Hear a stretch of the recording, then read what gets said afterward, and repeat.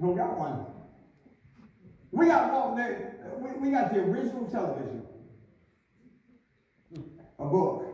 Amen. You know what? What's wrong with opening the book? We got one television. We don't have cable. It's up on the wall.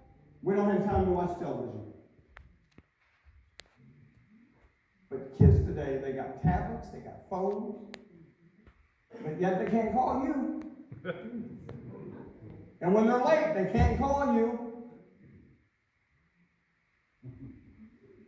Existentialism.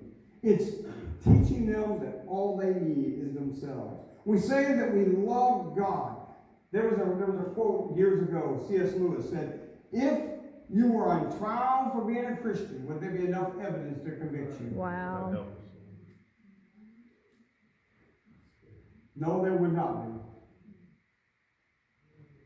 But thank God I have Jesus as my defense lawyer. Amen. He said, God, they're guilty.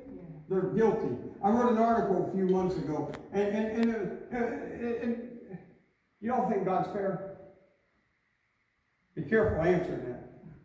Because God is the most unfair person in this world.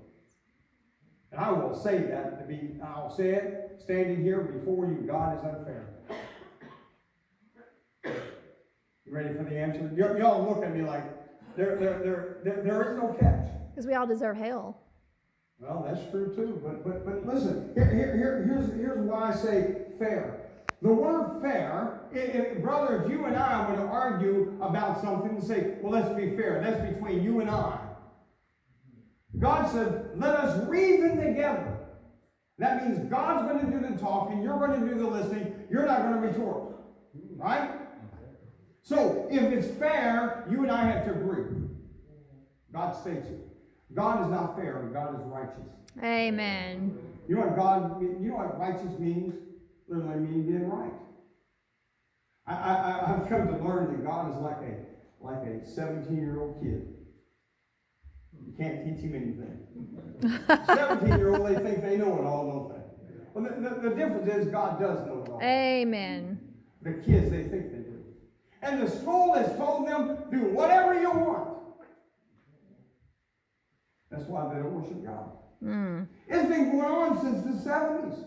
Even in the 60s, when we had this revolution, it was going on then. Just do what you want. You don't have to follow this thing right here. It's just an old book. It don't mean anything. Let me tell you something. When you stand before God, He's going to open this book out, and He's going to say, I told you. That's right. I gave it to you. Here it is. And you've got to start teaching your kids and grandkids right now. Concentrated circles. You know what a concentrated circle is? It means if you drop a rock in the middle of a pond, it echoes out. We're doing evangelism by going out. Now listen, I lived in Russia for about a year. In order to work on your doctorate, you got to live in a different country. For about a year, most people will take it up different parts of the time of the year. And so I go to Russia. And I'm teaching at the seminary. And you know what I found out? They're just as lost as I am. But I've done mission work all over the world. And what I found out through this was simply this.